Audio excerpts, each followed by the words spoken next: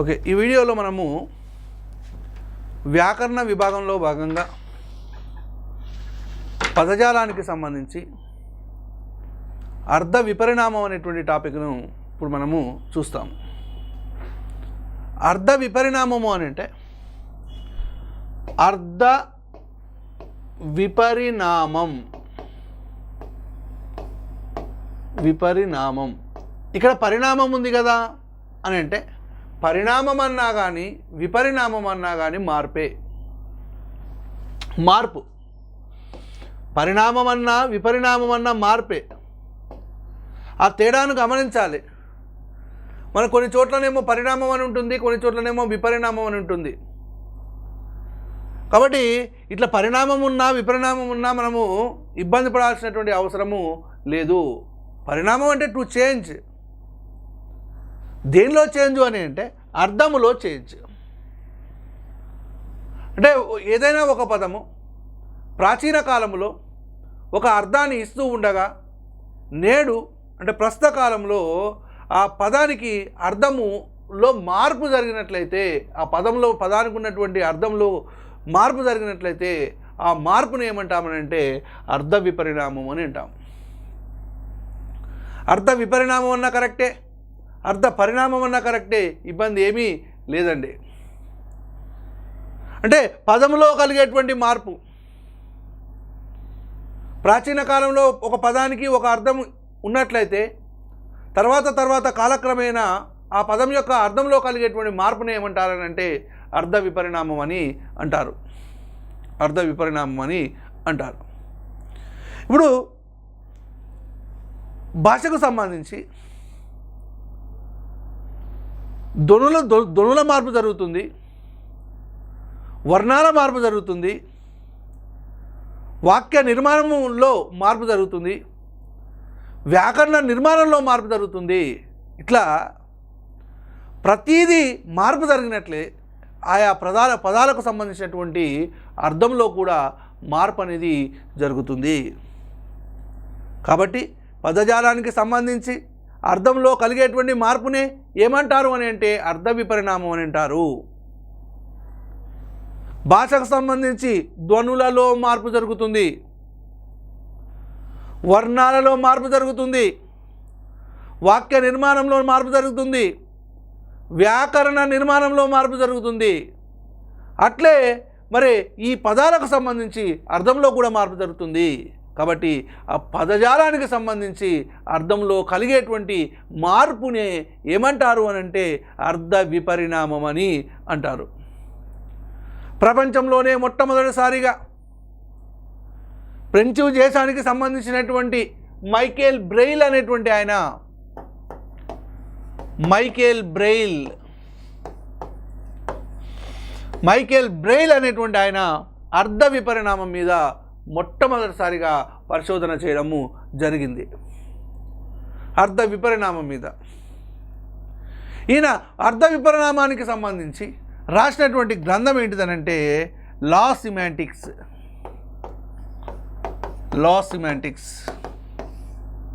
అర్థ విపరిణామం మీద రాసినటువంటి గ్రంథం. తర్వాత మన భారతదేశంలో అర్థ విపరిణామం మీద పరిశోధన జరగలేదా అంటే జరిగింది. ఈ అర్థ విపరిణామాన్ని ఏమంటారనంటే ఇంగ్లీష్లో సిమాంటిక్స్ అని అంటారు. సిమాంటిక్స్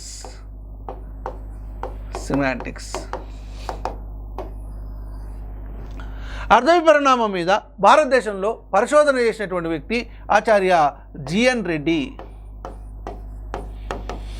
ఆచార్య జిఎన్ రెడ్డి ఏ అంశం మీద మరి ఈయన పిహెచ్డి చేయడము జరిగింది అని అంటే ఆచార్య జిఎన్ రెడ్డి గారు ఏ అంశం మీద పరిశోధన చేయడం జరిగింది అని అంటే ఏ స్టడీ ఆఫ్ సిమాంటిక్స్.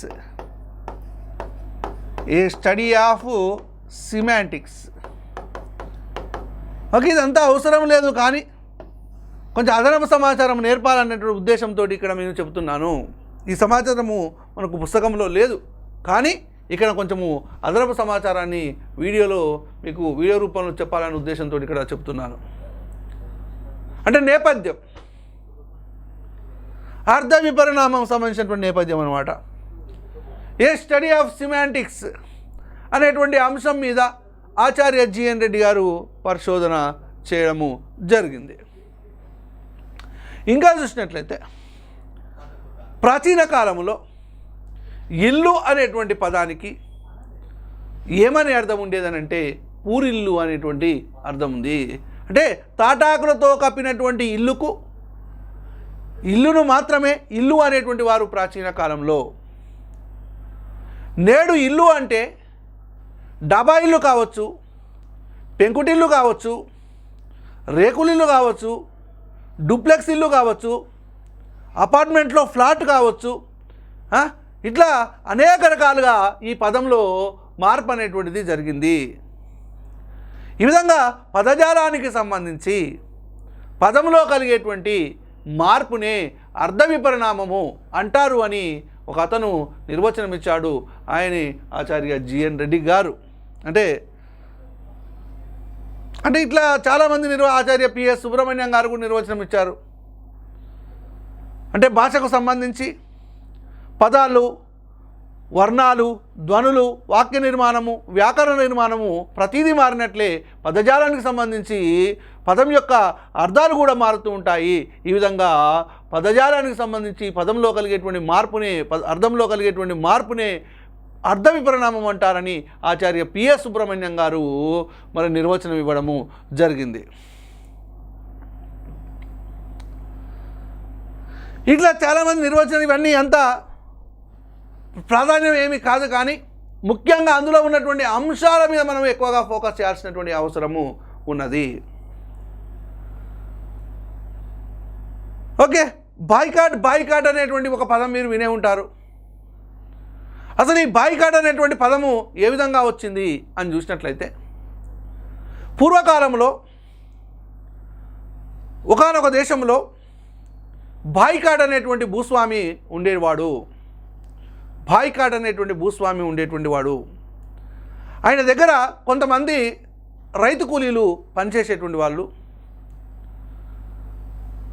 రైతు కూలీలు పనిచేస్తున్నటువంటి సందర్భంలోనే కొన్ని రోజుల తర్వాత రైతు కూలీలందరూ కలిసి ముక్కుమ్మడిగా భూస్వామి అయినటువంటి బాయ్కాట్ దగ్గరికి వచ్చి మా యొక్క దినసరి వేతనాన్ని పెంచమని ఆ భూస్వామి బాయ్కాట్ని అడగడము జరుగుతుంది. మీరు దినసరి వేతనాన్ని, దినసరి కూలిని మీరు పెంచమని అడుగుతున్నారు, కానీ నేను పెంచను అని బాయ్కాటు మరి చెప్పడం జరుగుతుంది, ఖరాఖండిగా చెప్పడం జరుగుతుంది. దాంతో అసంతృప్తి చెందినటువంటి కూలీలు మరుసటి రోజు నుంచి పనికి రావడము మానేయడం జరిగింది. ఇట్లా కొన్ని రోజులు మానేశారు. మరి బాయ్కాట్ దగ్గర పని మానేసినటువంటి విషయము వేరే భూస్వాముల దగ్గర పనిచేసేటువంటి రైతు కూలీలకు కూడా తెలిసింది. వాళ్ళు కూడా మానేయడము ప్రారంభించారు. ఇట్లా ఒక ఊరు నుంచి ఇంకో ఊరికి, ఆ ఊరు నుంచి వేరే ఊరికి ఇట్లా ఈ వార్త అనేటువంటిది వ్యాపించడము జరిగింది. ఇట్లా మరి ఎవరు పనిని మానేసి మరి నిరసన వ్యక్తం చేస్తున్నారో అప్పటి నుంచి ఆ నిరసనకు ఏమని పేరు వచ్చిందనంటే బాయ్కాట్ అనేటువంటి పేరు రావడము జరిగింది.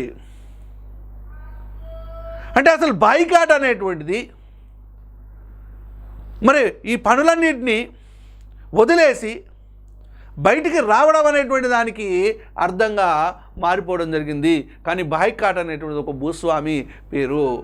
ఇట్లా అర్థంలో కలిగేటువంటి విపరిణామాన్ని, అర్థంలో కలిగేటువంటి మార్పును ఏమంటారు అని అంటే అర్థ విపరిణామం అని అంటారు. ఓకేనా? మరి ఈ అర్థ విపరిణామము తెలుగు భాషలో ఎన్ని రకాలుగా జరుగుతుంది అనేటువంటిది చూసినట్లయితే మొత్తము 11 రకాలుగా జరుగుతుంది. 11 రకాలుగా జరుగుతుంది. రైట్. ఒకటి అర్ధ వ్యాకోచం. 2 అర్ధ సంకోచం. 3 అర్ధ సౌమ్యత అర్ధ గౌరవము అర్ధోత్కర్ష. 4 అర్ధ గ్రామ్యత లేదా అర్ధాపకర్ష. 5 సభ్యోక్తి. 6 మృదుక్తి. 7 లక్ష్యార్థాలు. 8 కేవలము సంకేతార్థాలు. 9 వస్తు పరిణామము. 10 అలంకారిక ప్రయోగము. 11 లోక నిరుక్తి. 11 రకాలుగా అర్ధ విపరిణామం అనేటువంటిది జరుగుతుంది. మళ్ళొకసారి అర్ధ వ్యాకోచం, అర్ధ సంకోచం, అర్ధ సౌమ్యత లేదా అర్ధ గౌరవము లేదా అర్ధోత్కర్ష, అర్ధ గ్రామ్యత లేదా అర్ధాపకర్ష, సభ్యోక్తి, మృదోక్తి, లక్ష్యార్థాలు, కేవల సంకేతార్థాలు, వస్తు పరిణామము, అలంకారిక ప్రయోగము, లోక నిరుక్తి. ఇవి 11 రకాలుగా విభజించడం జరిగింది. ఇప్పుడు ఒక్కొక్క దాని గురించి చెప్పుకుందాం. మొట్టమొదటగా అర్ధ వ్యాకోచం. రైట్. అర్ధ వ్యాకోచం. అర్ధ వ్యాకోచము అని అంటే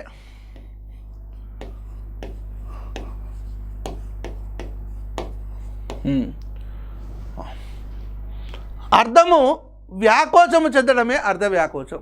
ఏంది అర్థంలో వ్యాకోచం ఏంది సార్? ఏదైనా వ్యాకోచం ఏదో పదార్థం వ్యాకోచం చెందుతుంది కానీ అర్థం వ్యాకోచం చెందడం ఏంది అని చూసినట్లయితే, పూర్వకాలములో జాగ్రత్తగా గమనించాలి. పూర్వకాలములో ఒక పదానికి పరిమితమైన అర్థము ఉంటే తర్వాత కాలంలో అంటే నేడు అదే పదానికి విస్తృతమైన అర్థము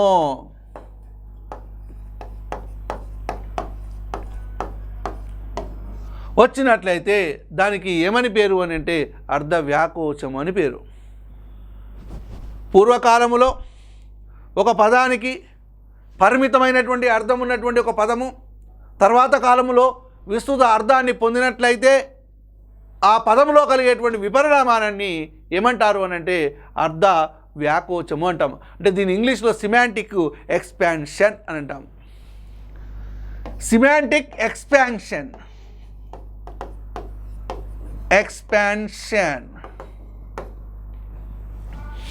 సిమాంటిక్ ఎక్స్పాన్షన్. పూర్వకాలంలో ఒక పదము పరిమితమైనటువంటి అర్థాన్ని బోధించినట్లయితే తర్వాత కాలంలో అంటే నేడు అది విస్తృతమైనటువంటి అర్థాన్ని పొందినట్లయితే ఆ అర్ధ విపరిణామాన్ని ఆ పరిణామాన్ని ఏమంటారు అని అంటే అర్ధ వ్యాకోచం అని అంటారు. ఏం లేదు, పూర్వకాలంలో ఒక పదానికి ఒక అర్థం ఉంది, తర్వాత కాలంలో అదే పదానికి అనేకమైనటువంటి అర్థాలు విస్తృతమైనటువంటి అర్థాలు చేకూరినట్లయితే అప్పుడు ఆ పదంలో కలిగేటువంటి మార్పును ఏమంటారు అని అంటే అర్ధ వ్యాకోచం అని అంటారు. ఓకేనా? రైట్. మరి ఈ అర్ధ వ్యాకోచానికి ఉదాహరణలు చూద్దాం.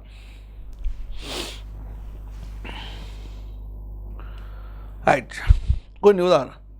చెంబు. ఏంది సార్ ఈ చెంబు అంటే? అసలు ఈ చెంబు అనేటువంటి పదం ఎట్లా వచ్చింది అంటే సింబు కాదు, చెంబు. అసలు ఈ చెంబు అనేటువంటి పదము చెమ్ అనేటువంటి పదం నుంచి ఉద్భవించింది. చెమ్ అనేటువంటి ధాతువు నుంచి ఉద్భవించింది. ఈ చెమ్ ఎట్లా వచ్చింది? మళ్ళీ కెమ్ము నుంచి వచ్చింది. కెమ్ము అనేటువంటి పదం నుంచి ఉద్భవించింది. అసలు కెమ్ము అంటే అర్థమైంది ఎరుపు రంగు అని అర్థం. కెమ్ము అంటే అర్థమైంది ఎరుపు రంగు అని అర్థం.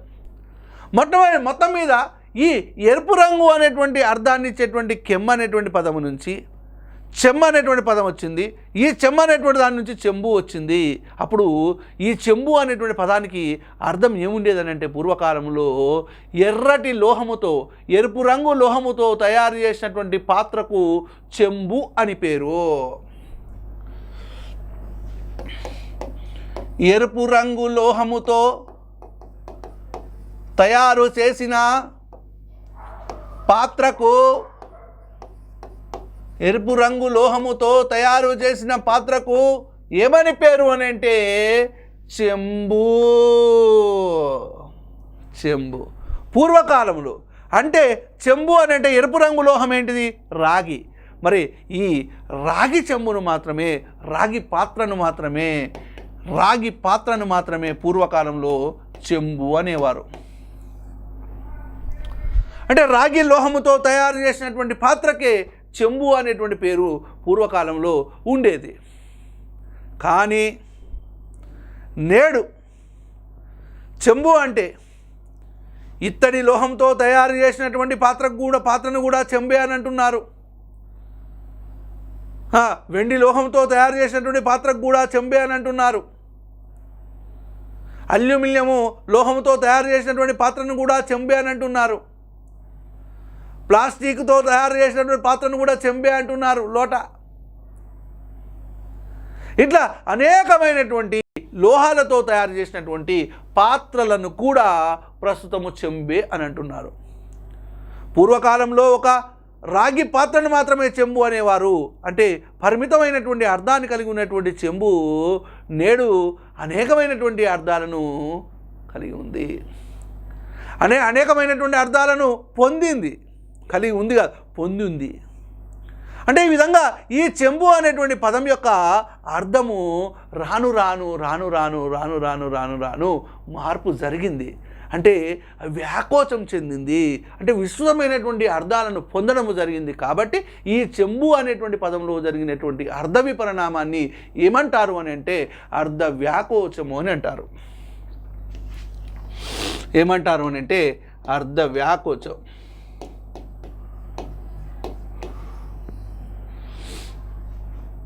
అర్థ వ్యాకోచం. ఓకే, ఇది చెంబు. తర్వాత నూనె అంటే నూనె పూర్వకాలములో నువ్వుల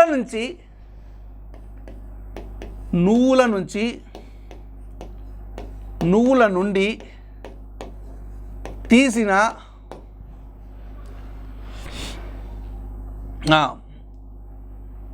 తీసిన దానిని నూనె అనేవాళ్ళు. అంటే నువ్వుల నుంచి ఏదైతే ద్రవ పదార్థాన్ని తీస్తామో, నువ్వుల నుంచి ఏదైతే రసాన్ని పిండుతామో దానినే నూనె అనేవాళ్ళు. అంటే నూనె అంటే నువ్వుల నుంచి తీసిన దానే నూనె అనేవారు. మరి నేడు నూనె అంటే కొబ్బరి నూనె, ఆవ నూనె, విప్ప నూనె, వేప నూనె, గ్యాస్ నూనె. అంటే కొన్ని ప్రాంతాల్లో గ్యాస్ నూనె అనేది కిరోసిన్ని గ్యాస్ నూనె అని కూడా అంటారు. అంటే ఇట్లా మరి నూనె అనేటువంటి పదము పూర్వకాలంలో నువ్వుల నుంచి తీసిన దాన్ని మాత్రమే నూనె అనేటువంటి వాళ్ళు నేడు మరి ఆ పదం యొక్క అర్థము విస్తృతమైంది. కాబట్టి ఈ నూనె అనేటువంటి పదంలో కలిగినటువంటి అర్థ విపరిణామం ఏంటంటే అర్థ వ్యాకోచం. ఇక్కడ రాస్తున్నాను.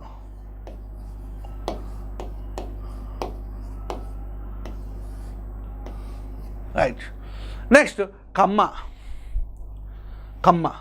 కమ్మ అని అంటే పూర్వకాలంలో తాటాకులతో తయారు చేసినటువంటి ఆభరణాలు, తాటాకులతో తయారు చేసినటువంటి ఆభరణాలను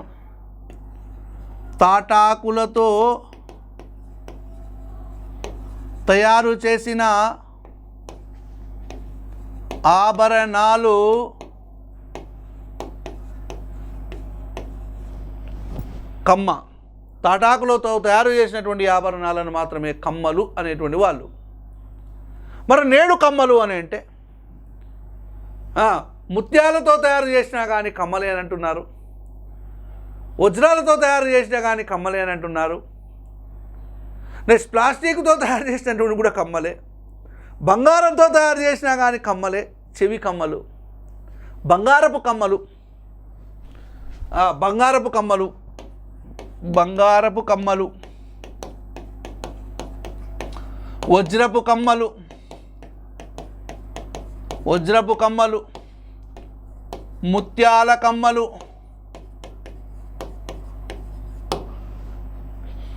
బంగారపు కమ్మలు, వజ్రపు కమ్మలు, ముత్యాల కమ్మలు.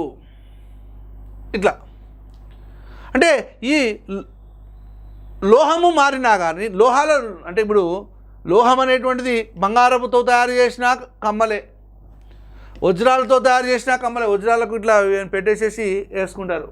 ప్లాస్టిక్ కూడా కొన్ని కమ్మలు ఉంటాయి. ముత్యాలతో కమ్మలు తయారు చేస్తారు, చెవి కమ్మలు.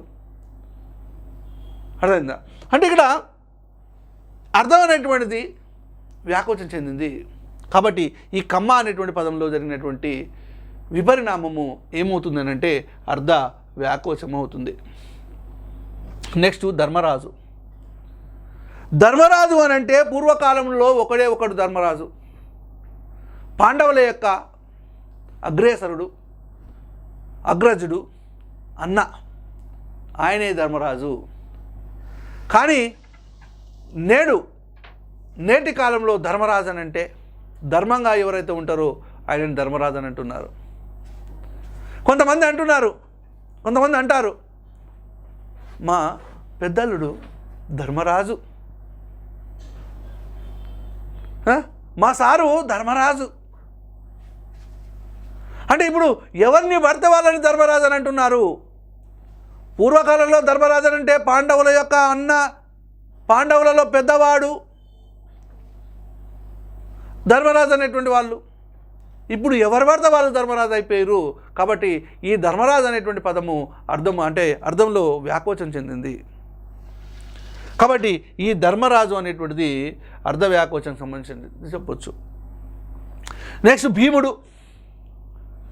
భీముడు అని అంటే పూర్వకాలంలో పాండవుల యొక్క మధ్యముడు భీముడు. కానీ ఇప్పుడు భీముడు అని అంటే బలంగా ఎవడుంటే వాడు భీముడు. వాడేంట్రా భీముడిలాగా ఉన్నాడు, బలవంతుణ్ణి బాగా తింటున్నాడు అనుకోండి, భీముడిలాగా తింటున్నాడు అని అంటారు. బాగా పనిచేస్తున్నాడు అనుకోండి, బరువులను మోస్తున్నాడు అనుకోండి, ఆయన భీముడిలాగా బరువులను మోస్తున్నాడు. బలంగా దృఢంగా గట్టిగా ఉన్నాడు అనుకోండి, భీముడిలాగా ఉన్నాడు అని అంటారు. ఇలా అనేకమైనటువంటి అర్థాలు అనేటువంటివి సంతరించుకున్నాయి. భీముడు అంటే ఒకడే ఒకడు భీముడు. తర్వాత కాలంలో ఈ భూమిడు అనేటువంటి పదం యొక్క అర్థంలో మార్పు అనేటువంటి జరిగింది. కాబట్టి ఈ భీముడు అనేటువంటి పదంలో కలిగేటువంటి అర్ధ విపరిణామము ఏంటి అని అంటే అర్ధ వ్యాకోచం. తర్వాత నారదుడు అంటే కూడా పూర్వకాలంలో ఒకే ఒకడు నారదుడు. నారాయణ నారాయణ నారాయణ అనుకుంటూ తిరిగేటువంటి సంచరించేటువంటి వ్యక్తి నారదుడు. ఇప్పుడు నారదుడు అని అంటే తగులు పెట్టేవాడు, పంచాయతీలు పెట్టేటువంటి వాడు, కొండాలు పెట్టేటువంటి వాడు అనేటువంటి అర్థంలో ఈయన పుల్లలు పెట్టేటువంటి వాడు అనే అర్థంలో ఈ నారదుడు అనేటువంటి పదాన్ని వాడుతూ ఉన్నారు. అంటే ఈ నారదుడు అనేటువంటి పదం యొక్క అర్థంలో క్రమక్రమంగా మార్పు అనేటువంటిది జరిగింది. కాబట్టి ఈ నారదుడు అనేటువంటి పదంలో కలిగేటువంటి అర్ధ విపరిణామం ఏంటి అని అంటే అర్ధ వ్యాకోచం. నెక్స్ట్ మహారాజు. పూర్వకాలంలో మహారాజు అని అంటే రాజులకు రాజు, చక్రవర్తినే మహారాజు అని అంటారు. కానీ ఇప్పుడు మహారాజు అని అంటే ప్రతి ఒక్కని మహారాజు అని అంటున్నారు. వాడికేంద్రా మహారాజు, వాడికేంద్రా మహారాజు, మస్తు ఆస్తి ఉన్నది, వానికి ఎక్కువగా ఆస్తి ఉన్నది, వాడికేంద్ర మహారాజు మంచి భార్య దొరికినది, వాడికేంద్ర మహారాజు మంచి అత్తగారు దొరికిర్రు అని అంటూ ఉంటారు. అంటే ఈ మహారాజు అనేటువంటి పదాన్ని ప్రతి వాడికి వాడుతున్నారు. పూర్వకాలంలో మహారాజు అంటే ఏంది? గొప్ప రాజు, రాజులకు రాజు, చక్రవర్తిని మాత్రమే మహారాజు అనేటువంటి వాళ్ళు. ఇప్పుడు ఈ మహారాజు అనేటువంటి పదము ప్రతి వ్యక్తికి వాడుతున్నారు, ప్రతి వ్యక్తివాచకంగా వాడుతున్నారు. కాబట్టి ఈ మహారాజు అనేటువంటి పదంలో మరి పదం అనేటువంటిది పరిమితమైనటువంటి అర్థాన్ని కలిగి ఉన్నటువంటి పదము విస్తృతమైనటువంటి అర్థాన్ని పొందింది. కాబట్టి ఈ పదంలో కలిగినటువంటి అర్థ విపరిణామం ఏంటంటే అర్ధవ్యాకోచం. అర్ధవ్యాకోచం. Okay, right. నెక్స్ట్ ఇంకో ఉదాహరణ చూద్దాం.